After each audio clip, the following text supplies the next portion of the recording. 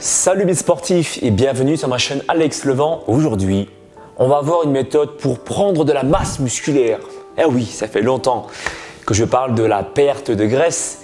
Aujourd'hui, j'ai envie de changer un petit peu de contexte et te parler d'un protocole que je vais t'expliquer de A à Z pour avoir des bras plus gros, que tu sois à la salle de sport ou à la maison. Mais en plus, cerise sur le gâteau, on va aussi travailler le bas des pectoraux avec un exercice que tu peux faire soit chez toi, si tu as la chance d'avoir deux supports sur la même hauteur, ou sinon tu peux également le faire en salle de sport. Cet exercice, tu le connais certainement, on appelle ça le dips. Avec les barres parallèles, tu fais des flexions de coude, extensions de coude pour travailler tes triceps, mais aussi le bas des pectoraux si tu penches ton corps en avant. Alors, je mets juste une petite parenthèse pour ceux qui ont la chance d'aller en salle de sport. Vous l'avez constaté, vous avez la possibilité d'avoir deux prises, une prise plus large et une prise plus serrée. Disons ça comme ça. Alors, quel est l'intérêt? Parce que beaucoup m'ont posé la question en salle de sport déjà. Il faut savoir que j'ai travaillé pendant presque plus de 8 ans en salle de sport en tant que coach sportif. Tu as la prise qui est plus large, plus à l'extérieur. En fait, ça va te permettre, lorsque tu descends, de fléchir tes coudes et de les placer un peu plus sur les côtés. Et quand tu fais ce mouvement-là, où tes coudes partent un petit peu sur les côtés, d'accord, ça s'appelle un mouvement d'abduction. Et lorsque tu vas remonter, eh bien, le coude, lorsqu'il se rapproche de l'axe de ton corps, on appelle ce mouvement-là, celui-ci, un mouvement d'adduction. Et tu le sais peut-être pas, ou peut-être que tu le sais déjà, mais le grand pectoral est le muscle adducteur principal des bras. Donc, quelque part, si tu travailles avec la prise donc plus écartée, tu vas aussi solliciter les muscles des pectoraux. Voilà. Tandis que si tu prends la prise qui est plus serrée, eh bien ce mouvement-là d'abduction, d'adduction n'existera pas beaucoup ou pas du tout si tu fais l'effort de garder juste une flexion, extension des coudes et tu vas seulement engager les triceps, sauf si tu penches ton corps en avant, auquel cas tu auras aussi un travail sur le faisceau abdominal des pectoraux, donc le faisceau du bas. C'est pour ça que je t'ai dit que cet exercice est vraiment très sympa pour pouvoir bosser à la fois les pectoraux et les bras. Tu peux le faire aussi chez toi si tu as la chance, encore une fois, d'avoir deux supports sur la même hauteur pour pouvoir faire des dips. Tu l'auras compris, aujourd'hui, je vais donc te parler d'une méthode de prise de masse musculaire. Est-ce que tu connais le 10-8-6-20 ? C'est un protocole que j'utilise personnellement pour mes clients, pour ceux qui prennent des programmes sportifs et alimentaires. Donc, tu n'auras pas à faire tous ces calculs-là si jamais tu souhaites prendre un de mes programmes. D'ailleurs, juste pour info, je ne vais pas m'attarder là-dessus, mais tu peux me contacter ou tu peux regarder comment je travaille via directement mon site alexlevent.com. Tout est expliqué dessus. J'ai mis une vidéo explicative pour t'expliquer comment je personnalise mes programmes à distance avec des questionnaires et tout ça. Bref, là n'est pas le sujet de cette vidéo. Le 10-8-6-20. Tu vas travailler sur des pourcentages de travail allant de 50% jusqu'à 75%. Et si tu ne sais pas de quoi je parle concernant les pourcentages de travail, eh bien forcément je me base sur la force maximale, ta force maximale. Je t'invite vivement à regarder d'abord le bouton I qui s'affiche juste ici. Sinon, tu ne vas rien comprendre à ce que je vais te raconter dans la suite de la vidéo. Parce que dans la vidéo précédente, je t'ai expliqué la notion de la force maximale. Pour synthétiser rapidement, pour ceux qui n'ont vraiment pas le temps de regarder cette vidéo, ça correspond à ta force maximale pour faire une seule répétition. Par exemple, au développé couché, tu vas charger une certaine charge, d'accord, sur la barre olympique. Eh bien, si tu arrives à faire qu'une seule répétition, c'est que ce poids-là détermine ta force maximale. Voilà. Donc, tu vas travailler entre 50 à 75% de ta force maximale et comme je l'ai déjà expliqué dans ma précédente vidéo, tu as différents types d'hypertrophie. Hypertrophie sarcoplasmique, hypertrophie myofibrillaire et vasculaire. Eh bien, en travaillant avec ce protocole, tu vas surtout travailler l'hypertrophie à la fois vasculaire et l'hypertrophie sarcoplasmique. Encore une fois, si tu ne comprends pas mes termes barbares, j'ai tout expliqué déjà dans la vidéo précédente, donc je t'invite d'abord à regarder le chapitre précédent avant d'être spoilé sur ce nouveau chapitre. L'hypertrophie vasculaire et sarcoplasmique vont être mis à contribution lors de ce protocole. Et pour ceux qui pensent que c'est de la gonflette, détrompez-vous. En vrai, quand tu parles de gonflette, tu gagnes rien, tu n'as pas d'avantage. C'est juste de l'air. Alors que là, en réalité, la gonflette en musculation, ce n'est pas un terme qui devrait exister. Pourquoi est-ce que je te dis ça? C'est vrai que la plupart des personnes, la plupart des bodybuilders ou des spécialistes vont te dire qu'ils veulent créer de la viande pure et pas juste faire grossir les éléments non contractiles comme ce qu'il y a dans le sarcoplasme. Dans le sarcoplasme, tu vas trouver plusieurs éléments non contractiles comme par exemple les réserves de glycogène musculaire ou encore les mitochondries. Mais il faut savoir que lorsque tu fais grossir les mitochondries, au final, il faut comprendre le sens même de ce que c'est que les mitochondries. Ça va produire plus d'ATP, l'adénosine triphosphate, la forme d'énergie utilisable par les muscles. Donc quelque part, tu vas augmenter ton endurance musculaire. Est-ce que tu comprends ce que je veux dire? Et c'est la même logique pour les réserves de glycogène musculaire. Ce sont des poches de sucre. Donc quelque part, c'est aussi le carburant du muscle. Lorsque tu as besoin de carburant, d'énergie pour des efforts intenses, des efforts glycolytiques, eh bien voilà, tu vas donc augmenter cette capacité à dégager plus d'énergie pour que ton muscle puisse se contracter plus longtemps. Donc quelque part, dire que c'est de la gonflette, c'est quand même un petit peu un langage abusif. Voilà. Tu as compris, ça n'existe pas la gonflette en musculation. Maintenant que tu as saisi ça, continuons sur le protocole, le 10-8-6-20. Pourquoi cette méthode? Je vais t'expliquer tout. Je vais tout t'expliquer. En fait, tu vas commencer avec une charge de travail commençant à 60%. Et en vérité, lorsque tu fais 60%, tu travailles à 60% de ta force maximale d'après le tableau de Poliquin. Tu es capable potentiellement d'aller jusqu'à 20 répétitions. Mais, je parle comme le petit lapin là, dans Little Big Adventure pour ceux qui connaissent. Mais, le sage. Twinson, on ne s'arrête pas là. Au lieu de faire 20 répétitions, tu en feras que la moitié. Tu vas comprendre pourquoi. Donc 10 répétitions. Ensuite, tu vas travailler à 65% pour la deuxième série. Et il n'y aura pas de pause entre les séries, tu vas comprendre pourquoi. Deuxième série, je t'ai dit, tu vas travailler à 65%. Et en réalité, 65%, ça correspond à 16 répétitions maximales. Mais là, encore une fois, tu en feras que la moitié. Tu en feras donc 8 répétitions. La troisième série, toujours sans temps de pause, 70%, tu es capable normalement d'en faire 12 répétitions. Et bien là, tu en feras que 6. Et enfin, la quatrième série, tu vas travailler à 50%. Et à 50%, tu es censé en faire 40 répétitions maximales. Et bien là, tu en feras que 20. Toujours la moitié.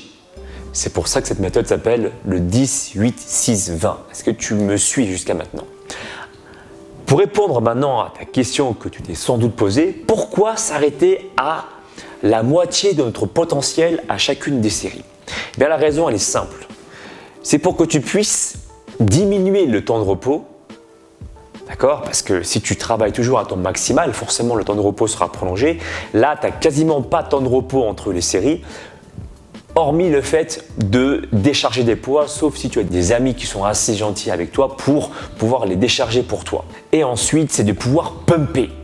Pumper pour augmenter finalement cette hypertrophie vasculaire et cette hypertrophie sarcoplasmique. Est-ce que tu comprends ce que je veux dire? Et si tu te donnais à fond, si tu faisais 10 répétitions maximales, 8 répétitions maximales, 6 répétitions maximales et 20 répétitions maximales, il y a peu de chances que tu arrives à terminer toutes ces répétitions parce que tu vas accumuler trop de fatigue.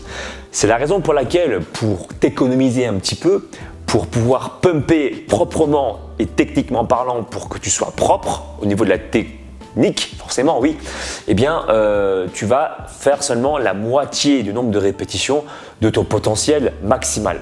Donc 10, 8, 6, 20, voilà la méthode d'entraînement.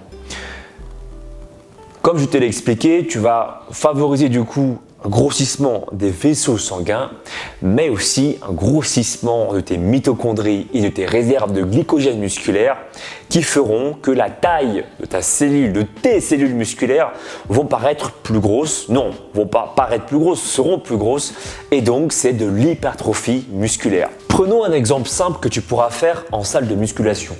Supposons que tu es un homme qui pèse 70 kg et que tu es capable de faire qu'une seule répétition en dips, le corps penché en avant pour profiter le travail du bas des pectoraux, d'accord? Tu arrives à faire qu'une seule répétition, donc 70 kg, ça correspond à ta force maximale.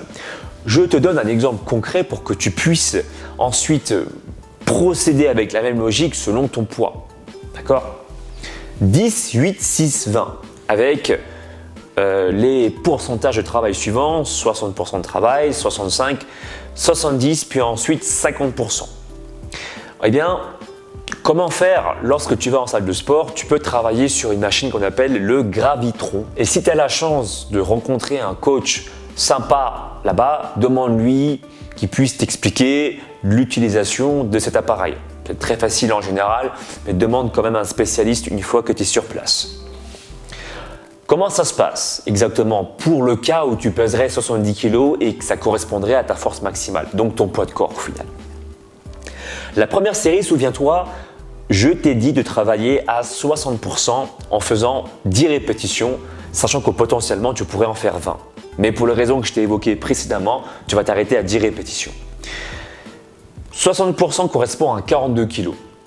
Donc tu vas décharger 28 kg. Avec le gravitron. Sauf que sur le gravitron, ça n'existe pas forcément à 28 kg. Et pour des raisons pratiques, tu vas donc décharger 30 kg. Parce que très souvent, il me semble que sur ce genre de machine, c'est de 5 en 5. 5 kg, 5 kg, etc. Donc tu commences à décharger 30 kg. Pour la deuxième série, tu vas travailler à 65%, toujours pour le cas de la personne qui pèse 70 kg. Eh bien, tu vas travailler à 45 kg, donc tu vas devoir délester 25 kg. Simple, donc première série, tu délestes 30 kg, deuxième série, tu délestes 25 kg. Et ensuite, pour la troisième série, tu vas, pour la même logique, délester 20 kg. Et enfin, pour la quatrième série, tu vas délester en tout 35 kg. Voilà, c'est un exemple simple que tu peux mettre en place si jamais tu vas en salle de musculation. Si tu veux travailler avec des bandes élastiques chez toi en faisant par exemple des pompes pour pouvoir travailler tes triceps ou tes pectoraux, et souviens-toi, j'en ai même fait une vidéo déjà complète pour t'expliquer la position de tes mains. Si tu places tes mains plus vers l'intérieur, tu vas créer un mouvement d'abduction, d'adduction et ainsi solliciter tes pectoraux, ou bien à l'inverse, si tu places tes mains parallèles et que tu fais une flexion extension de coude pure, tu vas plus solliciter tes triceps. À toi de voir selon les muscles que tu as envie de grossir pour placer tes mains soit vers l'intérieur, soit de manière parallèle, d'accord? Et puis concernant la position de ton corps pour les pompes, pareil, je t'invite à avancer le corps légèrement en avant et de placer tes coudes à 45 degrés pour éviter les tensions trop importantes au niveau des épaules. Et encore une fois, j'ai déjà sorti une vidéo à ce sujet que tu pourras retrouver en cliquant sur le bouton i qui s'affiche en haut à droite ici. Les explications, voilà, comment plus travailler tes triceps, comment plus solliciter tes pectoraux au détriment des bras. Bref, tu en sauras davantage tout à l'heure en cliquant sur le bouton i ici. Pour revenir à la méthode d'entraînement, je te disais, la première série, tu travailles à 60% de ta force maximale. Donc, tu es censé en faire 20 répétitions. Donc là, tu vas faire un test. Voilà, tu vas faire des pompes avec les bandes élastiques en les plaçant dans les poignets. Comme mon cher Thibaut, mon cher monteur officiel, je l'aime, va mettre une petite séquence vidéo pour te montrer à quoi ça ressemble. Tu vas utiliser une bande te permettant de faire 20 répétitions. Sauf que tu vas t'arrêter à 10 répétitions pour respecter le protocole. Un exemple pour les 20 premières répétitions potentielles pour la première série, tu pourrais utiliser la bande violette. Pour la deuxième série, où tu serais potentiellement capable d'aller jusqu'à 16 répétitions, peut-être que tu pourrais utiliser la bande orange ou encore la bande jaune. En tout cas, à toi de voir, de tester par rapport à tes performances. Tu as compris le système.